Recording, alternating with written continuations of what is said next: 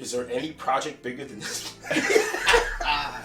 Could there be a project bigger than this one? I'm gonna tell you something. This is crazy. No, I'm gonna tell you something. This is for everyone out there, right?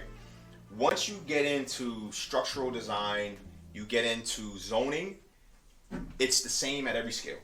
It's just a little bit more intense. I mean, you build on a skyscraper, that's a whole different thing, right? Because now there's just a lot more folks involved on a much bigger scale. But building 10 single families from the ground up is easier than this. Really? Absolutely. A single family build versus a rehab is harder because now you're retrofitting. Now you're trying to squeeze this in, squeeze that in. Whereas with new construction, once it's approved and permitted, everybody knows what they have to do. So you're just throwing it up. Right. There's none of this on the fly, figure it out in the field type of stuff. You know, it's very, very clean, very easy.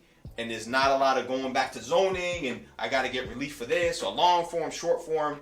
It's just a very straightforward path. So that's what I want to share with you as a developer coming up and a real estate investor coming up.